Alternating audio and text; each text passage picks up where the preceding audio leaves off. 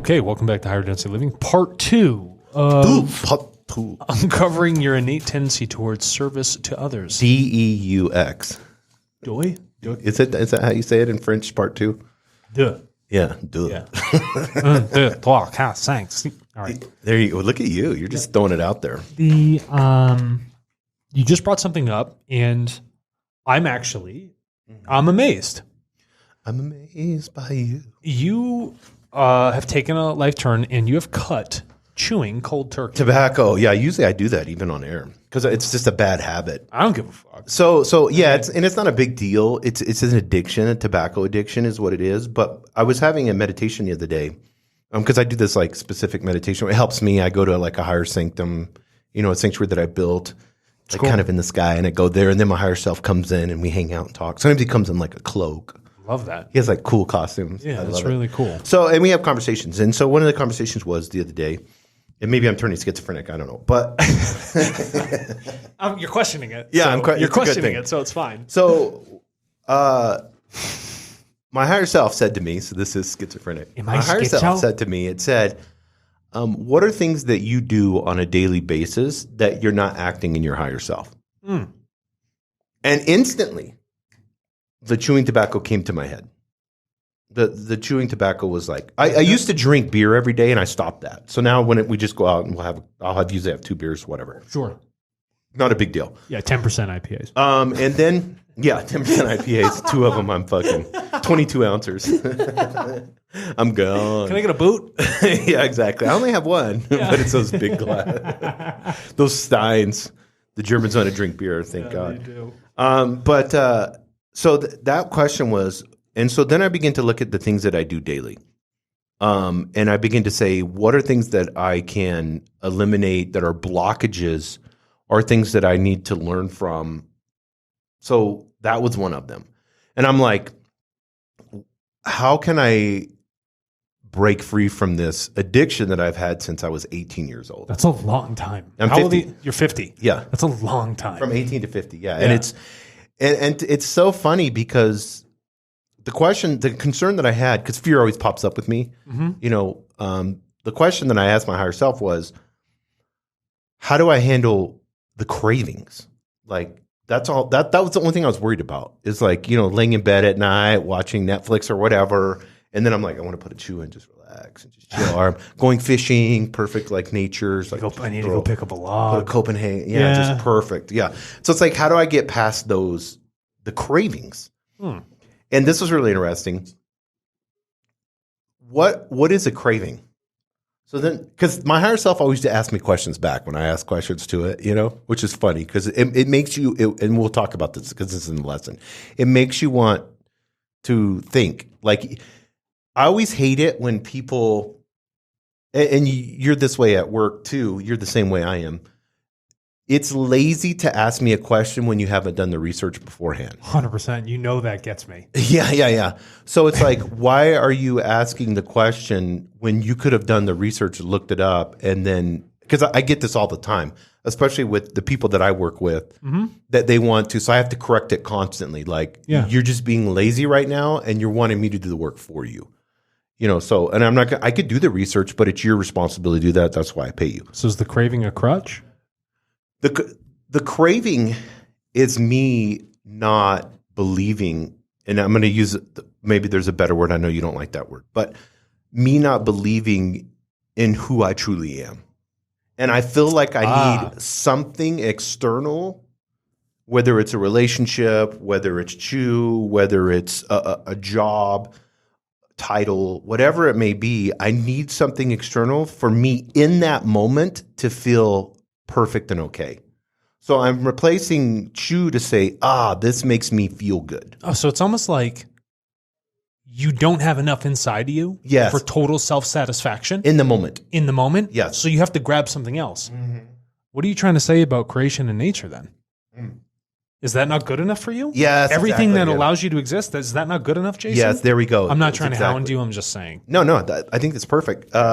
So me being content with the moment, it would be mean no chew for me.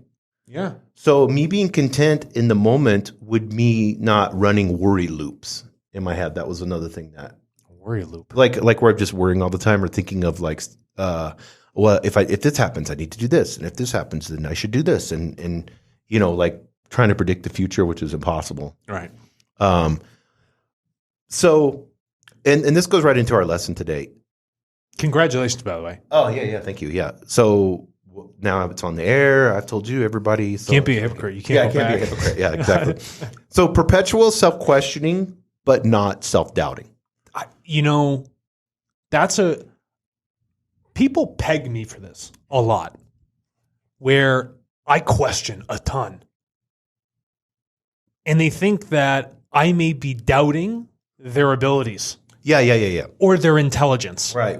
Which is absolutely not what is occurring. Right. I'm asking to seek understanding. But humans... Right. Take it personal. Take it personal right. Because they assume that self-questioning or questioning is self-doubt or someone doubting them. Yes. And that is absolutely not what it is. But it's so easy to get into that field where, if you're questioning yourself, it's like, am I doubting my ability? Is this optimism improper? Am I making the right choices? And that's like, oh no, I can't do that. And then you start to doubt your abilities and the power you have internally within you because you assume that the questioning is there to chip away at the human power that you have, the creational energy, but it's not. What you're doing is, if you're having the thoughts and doing these things, by asking the question, you are refining the energy. Yes. And so when I ask somebody a question or myself a question, I'm trying to refine the energy of that thought. Yes. I'm not insulting the intelligence. I'm not telling them they're not good enough. Yes. The questioning is required because it's a natural aspect of learning. But you need to not confuse the self-questioning with self-doubt because it's not what it is. Doubt is this pseudo-thought. Doubt occurs from a lack of understanding of internal self-awareness and power and ability of choice and free will. Self-questioning is refining the actions, choices, and thoughts that you have. But it is not doubting your abilities or capabilities. Right. I got to look a quote up what you're saying. Do you feel me on this? Yes. And so you don't have to go around and be like, oh man, am I doing the right thing? Am I of service to people properly? That's not what needs to occur. Think about the internal question to say, what I am doing properly aligning? Am I using the catalyst properly? Rather than saying, let me judge the action, let me just look at the catalyst and then say, is this helping me evolve? Yes. Am I 100%. Learning as much as possible from this? I don't know. I think I don't know. I was just fucking schizophrenic. No, I don't know. Carl Jung talks about this, and he talks about repressed doubt, and then understanding your shadow self because he goes into the shadow a lot. And he basically what I found out with Carl Jung is he's taking all of these religious teachings that are out there and then alchemizing them into psychology. So it's basically spiritual science and spiritual teachings, and he's bringing them into a level where we can understand them in kind of like a basic psychological level. Yeah. So your shadow or your lower self, however you want to call it, ego, part of the ego, whatever you want to call it, in that process is allowing yourself to believe in that false dimension, because I'm going to use that word because or false matrix. And yes. then you're projecting that out there and making that reality. So whenever I doubt myself, or maybe I'm doubting my ability to do something.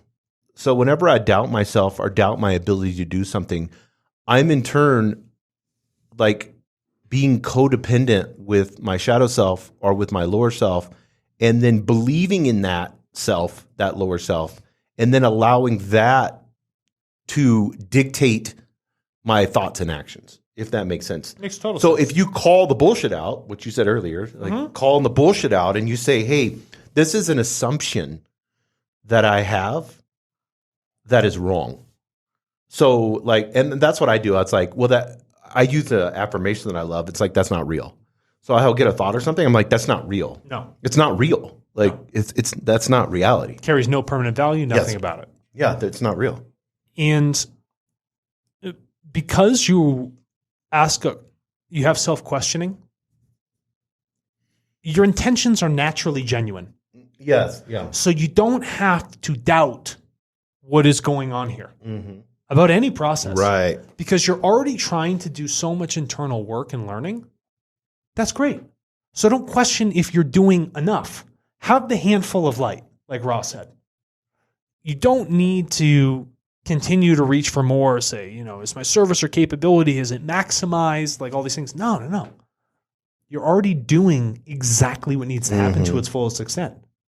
You're doing that internal work, internal reflection. Yeah, and you're down the wrong road in this internal reflection when you look at it as a harm or threat. Yeah. Do you see what I'm saying? So if I'm sitting here doubting or I'm thinking like, well, this is going to affect me this way, and this could hurt me this way, or right. This could harm me in this area mentally, whatever it may be. Now you're down the wrong road. Like now you're getting into lower self, doubting, assuming a bias, if that makes sense. So because you're not separate, so nothing can harm you. Nothing can really threaten you. No. And then you'll take those fears that will create further doubts and then create further inaction within the self and then limit your own internal evolution. Yeah, and especially in service to others, the funny part is we're so narcissistic, we'll flip it in our doubt and judge ourselves. Am I capable? Am I worthy enough? Of course you are.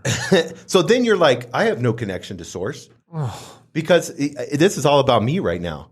So it's like, oh, Lord, I was 5 minutes late. Well, why were you five? The right question is to be, why was I 5 minutes late and how can I not be 5 minutes late again? Simple. There's no like, oh my God, I'm such an idiot. You're just narcissistic and make it. I had this conversation with somebody the other day for like 2 hours. And everything that they were just a victim to everything, but everything revolved around them. Yeah. They were so narcissistic, but they're like the sweetest, nicest, most super sweet person. Like, I just can't believe you're not at my work. This person did this to me. And, and then this conversation, it was, and I was like, well, why do you feel this way? Well, they hurt my feelings and I thought we were friends. And, it's all that bullshit. And it's like, victim. That's all narcissistic. Narcissistic victim mentality. It's like a trigger for me. I'm not going to lie. So I was at the rock gym once in this young teen person. It might have been a boy or a girl. I'm not sure. I think it was a girl. Her friends were watching her. She goes to climb up one of the roots next to me. She gets about a quarter of the way up. She's like, can't do it. I literally fucking lost my mind. And I looked at her and I said, don't you ever talk to yourself like that.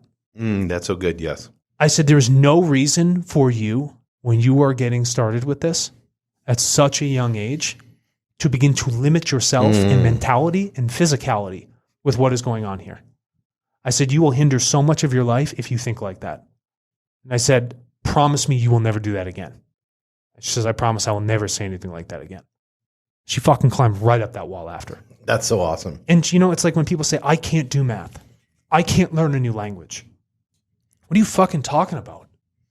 Says who? Yeah. Where's the limit? I'm not good at math, or I'm not. Yeah. What is this self-doubting? Like, you have this inability to do these things. You are existing as a gift. You're able to exist. And these things that allow math to exist are under the same foundational principles that allow you to exist. So there's nothing that says you can't learn these things, or a new language, or be loving, or be wise, or be highly evolved. Why do you think? Why this gets right to what that girl on the wall said? Why do you think we safeguard our biases and patterns? Is it a comfort thing? Because they're just patterns that we've developed. Society has developed people in their youth to be afraid of failure because of their parents, because of their teachers, because shit is so woke, because shit is so statistically normalized. Don't take the risk. Everything will be covered for you. It's okay if you can't do it. That's fine. If this isn't for you, maybe you can try something else. Oh, yeah, you're probably not good at math, so why don't you go over here and try coloring? Fuck that shit. You can be good at and excellent at absolutely everything you touch, but you have to go do it. Do not tell people right out of the gate that there is a limitation. You are squandering the ability for that spirit and that current personality to evolve at the rate it needs to evolve at. Yeah, I was reading a Rosicrucian book, and the guy was talking about, it's really interesting, old teaching. He goes, he's exactly what he said. He said, your higher self can do absolutely anything. Anything. It's infinite. It's easy. Physics is easy. It's like a small percentage of what actually is out there in the universe. Like it's less than 0.001% of what actually science that's out there. Yeah. So he goes, it would be super easy for your higher self to do physics. He goes, and this is so funny, taking the responsibility of the intention. He's like, that's the key word is intention. You're not good at math because you're putting no intention on it. Correct. He's like, if you spent 12-hour days and locked yourself in a room and for 7 days, for 12 hours a day, worked on a math problem. Do you know how far ahead in math you'd be? You'd be an expert. He's like, so fucking fast. You can watch YouTube videos, everything else. Like 100 hours, if you studied 100 hours of anything, you'd be an expert at it. Yeah. With everything that's online now. I have taught myself how to do electrical work, medium amount of plumbing just before the level of soldering. I am teaching myself how to farm. I am teaching myself basic carpentry. I have 3 languages, which I'm actively learning. I am trying to run a company. Hobby here on this podcast. But what? Should I put a limit? Should I say I can't learn anymore? Yeah, exactly. I told myself that if I'm here with the opportunity to live as a human being, I want to know as many fucking professions as possible. I want to see what the limit is.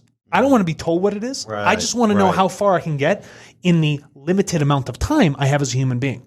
And what I enjoy so much about the youthful age group is that there is so much potential they have. Yes. It is fucking crazy.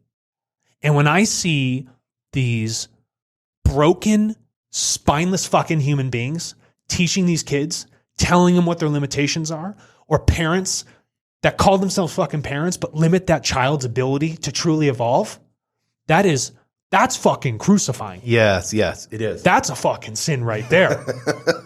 You know? Because imagine that child having the freedom to be irrevocably confident about who they are and their purpose. Oh, man. How much freedom would you that'd have? be fucking awesome. You wouldn't have depression. You wouldn't have these suicidal. You wouldn't have. These kids would be so busy living out their purpose, they wouldn't even have time to be on social media. That's right. But we've raised them on a framework of weakness. That's what it is. There is no fight inside to want to evolve and be excellent. Can I use a better word? Knowingness. Yeah. There is no knowingness. No. And I want that so bad for the coming generations. I want it so bad for them because our planet, our society needs people like that. I'm so optimistic, Jason, for humanity that I need people to see that. I want them to learn that. And when I hear things of self-doubt around me, it fucking the good news wrenches me, man. Raw says you don't need that many people to go to 4th densities. That's where I'm hoping for. I think it's just a couple 100,000. Yeah, it's not much because you got a law of squares. And this is I want to get into a principle that I feel like we can help a lot of people now before we close. But sure. Letting other people or their perceived flaws cloud our recognition of their truth. So, and this goes right along with parenting. When you see your child in a pure, truthful, luminous nature, and then you, on the flip side, see them that they're not capable of change, and through discipline, you have to break the horse, per se, in a bad way, and put them into this box of limitations that creates whatever societal norm is. And then when they begin to question that, like, am I male, am I female, am I this, or am I that, then this pressure begins to exhibit on them because it's not a societal norm, or it's not something that is perceived to be good in the world are productive, because we have this addiction to productivity, you know. What do you think in this principle? What is the embodiment of divine intelligence? Of divine intelligence? Like the embodiment of divine intelligence when you're looking at, whether you're looking at a child, a friend, a relative, how do you have those eyes like Jesus did, where he said, Father, forgive them for they know not what they do? Yeah, no problem. How do you have those eyes where you can see somebody through divine intelligence? Because that's going to help you have service to others. Sure. You see the entire world, no matter how sick or healthy, no matter how good or violent the act, as a larger family of yours. And I don't say that in the blood relation sense or the emotion. You see everybody and their actions as interconnected. A divine intelligence is one that is in equanimity of that view, one that has no reason to judge because it understands everybody is in a cycle of learning. But it recommends, it hopes that others can see what it sees. And by being itself, by passing no judgment on those which are its family, which it is, which I like to say all the time, inextricably interlinked to, that is a very, very, very high level of intelligence. And not to be moved by those ill things, but really to hope for the best in all's evolution. Because as one can strive and emit those things, those vibrations, those frequencies, those aspects, those interactions of itself with other selves, and they can feel that level of intelligence and not feel that judgment, it allows others to be in that deeper truth. I like that. Do you track with that? Yes, yeah. I like what you said, the non-judgmental part and the cycles of learning. And that word cycles, I think, is really important. And I will share, you can get frustrated with 100%. people. But frustration does not mean judgment upon them. Because I fuck up too all the time. And I'm sure people get frustrated with me. But I'm not going to judge them because they're a human being going through a learning process just as the self. I'm just as much an earthworm as they are. I'm just as much a piece of meat walking around with a consciousness as they are. But I do not want to pass judgment. They could frustrate me because truthfully, my frustrations from the deepest level, I want what's best for this world. Mm-hmm. I want what's best for next generations. I want what's best for people and their ability to think and be self-responsible and to evolve. And it frustrates me because they don't see it yet. And I need to continue to have that patience. But I want that. I want that so very, very deeply for everyone and everything here on this planet. Do you think that there will be, as we go from third density, fourth density, however long that takes, do you think that there will be an awakening to that? Like, do you think that do you think it'll be rapid? No. It is going to take another 1,000,000 years? No. 200,000 years? I'd say probably like 2,000-3,000 years, truthfully. Yeah. There's tons of meat suits, yeah. I mean, for the totality of people being born into this society, many meat suits. But for one person, it could be 2 or 3 more lives. That makes sense, yeah. Okay? And it's not going to be a fast process. And honestly, Jason, it shouldn't be. But I get frustrated, again, because I want people to at least see the process and recognize it, but it's so unrecognized. Mm-hmm. People are so blind to it. And it's not really through any fault of their own. They just haven't lived in a paradigm where there's been enough catalysts to show them these things, to show them that level of recognition so that they can find it and develop that internally. And I want that so badly for them. That's why we do this. Well, I mean, this is why I do this. This is why I've talked for years about this.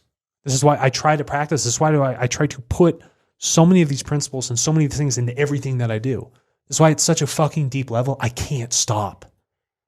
I can't. There's something so deep within me, like so primal. I think it's the blue ray chakra is one where you want to teach truth. Yeah, and sometimes you can see that around you. It's like the blue. Yeah, I just it's almost like when I my brain will come in and will say, hey, you should just, like give it a rest. Probably not going to work. Something deep down and energy counteracts that thought pattern so quickly in me. Yeah, and that's I do not know where it comes from. It's the higher self, yeah. Because that's not coming from my family. No. And this thing pushes me all the time against every fucking odd that comes my way. Physical, emotional, mental, it pushes me constantly. And it gives me this energy of drive that I cannot stop, but allows me to recharge from the most debilitating things quickly enough to continue to push forward and pursue against catalysts that fucking hurt. And they hurt, man. Yeah. All the time. Oh, yeah.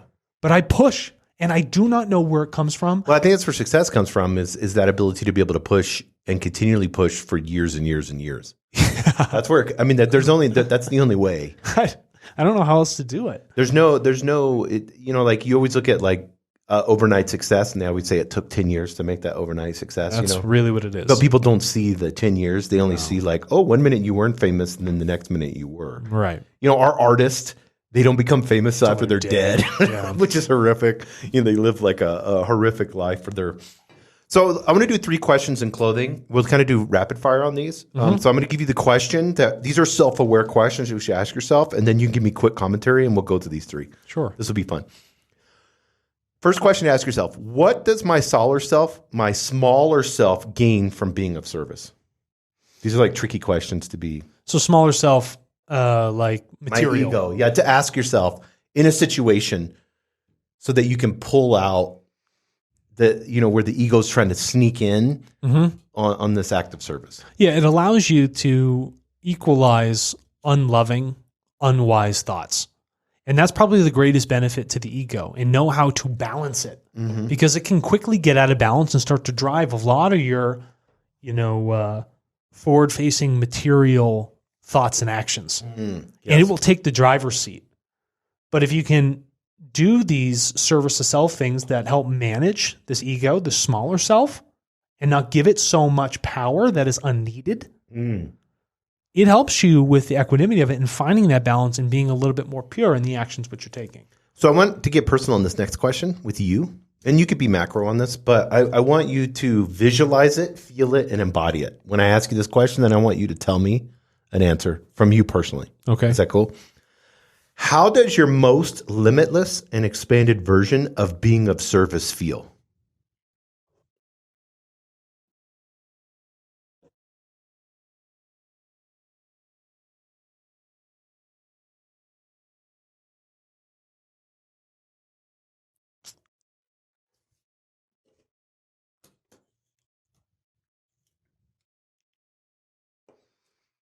Do you want me to repeat the question? No. This is a lot of thinking. Yeah, I just want to make sure I articulate a deep set of emotions properly here. Okay. Actually, repeat it for people, because just so they understand what you just said. I ask you to visualize it, feel it, and embody it. How does your most limitless and expanded version of being of service feel? It feels like the deepest amount of thankfulness. It makes me feel so thankful to be a human being.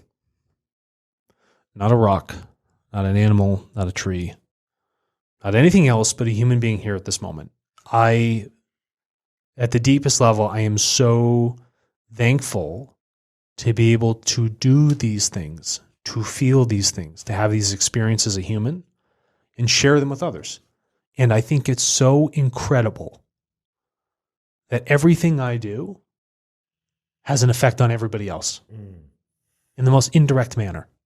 And I'm so thankful to have that understanding and that amount of power in the pure sense that I can create and be the best possible human being through that process. I'm so deeply thankful, Jason, for this experience. So from that standpoint, this last question of embodying this state that you just visualized. Sure. What elements of your current service do not align with this ideal version? Like, be macro about it. Sure. When I lose patience, and it's tough. You know me. You've known me for a long time. I think quickly. And I want to presume that other people will think at that pace, make their changes, and try to evolve with just as much veracity that I have and I want for myself. And I'm not being in that highest self, that perfect service to others when I lose patience. Does that make sense? Does that answer that? Yeah, I think so. It's perfect. I think it's. And I didn't be macro. That's me being me. Yeah. That's why I like these self-aware questions. You're not doubting yourself. You're questioning yourself. All the time. In a good way. Yeah. So having these self-aware questions like this reveals catalysts or learning lessons that we have to have. Like whether it's me working on fear or you working on being impatient, it's all unique. That's why you don't need a guru. Like just we asked 3 simple questions and figured some shit out pretty cool real quick. And you just brought up something that I just really never share. Yeah, exactly. Yeah. It's very personal. Yeah. Yeah. And I'm glad you did. So thank you for doing that. Yeah. And I think all of us have, like I did these same questions and fear came up, so, and it's going to be unique and different for each person, so I think. And it should be. Yeah. Is my response, yours is like impatience and mine is my response out of fear. Am I being fearful in this situation? And what does fear look like to me? Being defensive, being, there's all these, putting myself first, the expression of impatience is like a river with channels. You know what I mean? Yeah. And the expression for me with fear, it just forks out in streams all different kinds of ways.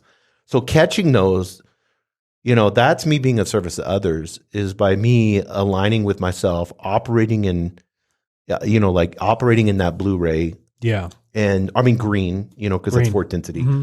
That's how I'm going to learn. That's who I'm going to be my best self. We'll close out in this. Yeah. And sometimes when I lose patience, I just get this like weird sensation. Again, this is a personal thing, just thoughts that I have.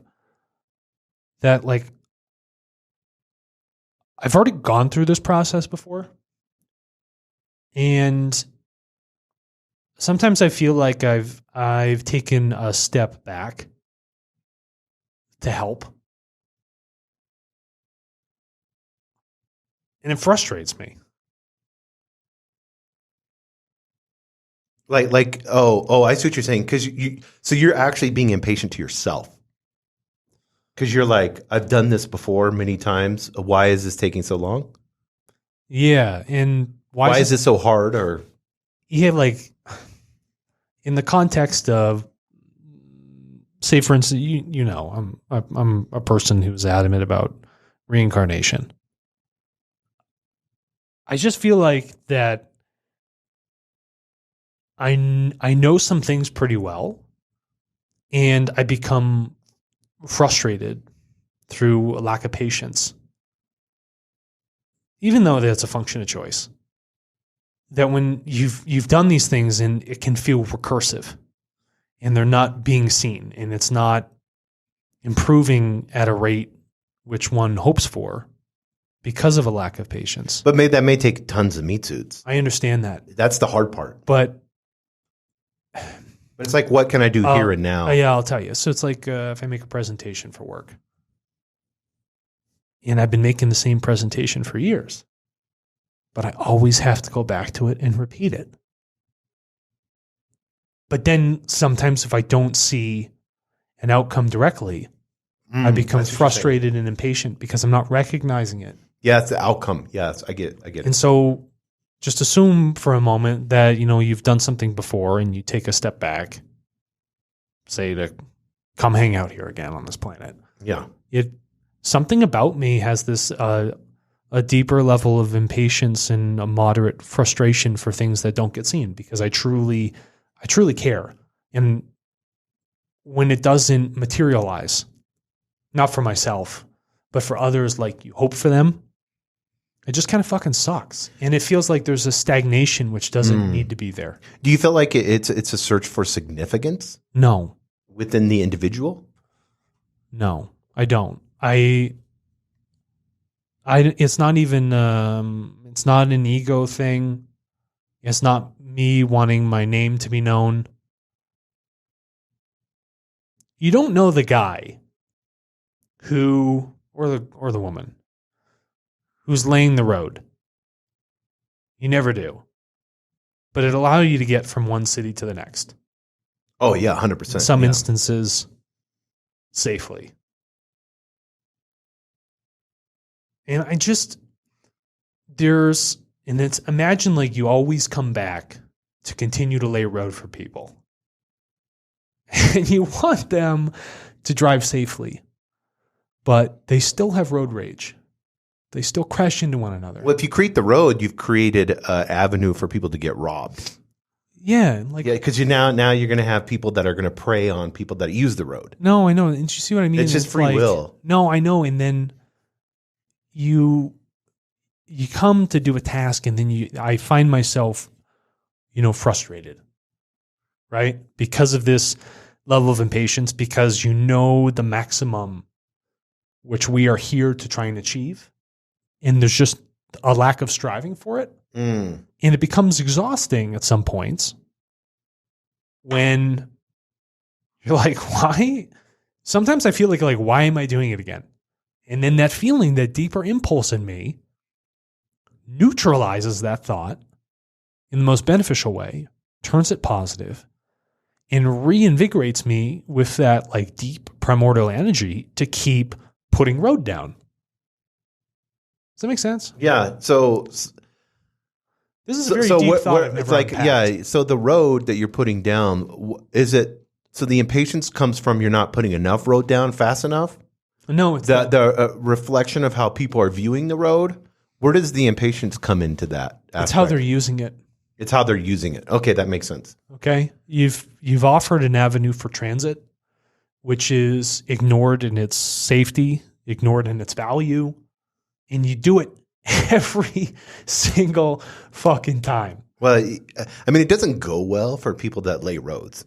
No. In history. Do you know what I mean? I mean, you can see what happens. I mean, Jesus is a prime example. I mean, look what happened to that fool, in the sense of next thing you know, he's using magic arts, healing people, blind people, doing all this great stuff, fourth density stuff. And then they're like, fuck that guy. Yeah, he's 30-something years old. Let's get rid of him. Yeah, and I think I'm unpacking something I've never really put a deeper thought into, but I'm doing it live here on air.